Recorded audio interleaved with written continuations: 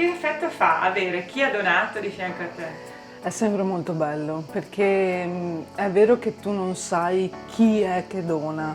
però al momento che, cioè potrebbe anche essere lui, il mio gemello genetico, ipoteticamente, ed è una cosa bellissima perché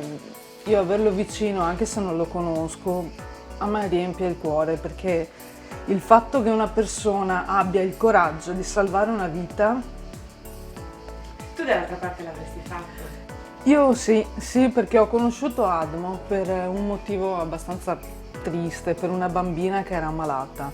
e avevo deciso di iscrivermi ad Admo e fatalità, invece sono stata io ad averne di bisogno e quindi speri perché quando arrivi al punto di decidere di donare, io non sapevo assolutamente niente di Admo, pensavo anch'io come tutti che fosse la donazione di midollo spinale, perché non si sapeva niente, non si conosceva. Poi informandoti capisci che nella realtà basta solo avere la voglia di conoscere, di capire. E poi dico, anche se devo soffrire un po', se devo avere un po' di fastidio, vale la pena avere un po' di male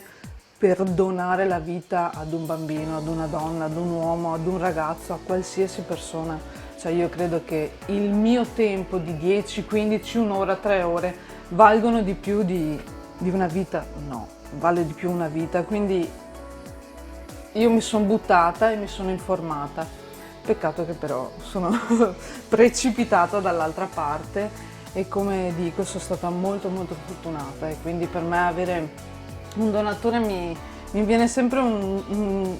groppo alla gola perché mi emoziona. E la vita è così breve, è così. L'altro giorno ho chiamato mio papà e mia mamma per dirgli solamente vi amo, perché mi rendo conto che lo dico talmente poche volte e che veramente la vita è un attimo, ti giri e non sai cosa succede, perché il giorno prima sei spavalda e spacchi tutto e il giorno dopo ti svegli e ti ritrovi chiusa in una stanza di un ospedale e speri sempre che dall'altra parte succeda sempre qualcosa di positivo e quindi io devo solo, cioè io veramente amo tutti i donatori, a prescindere.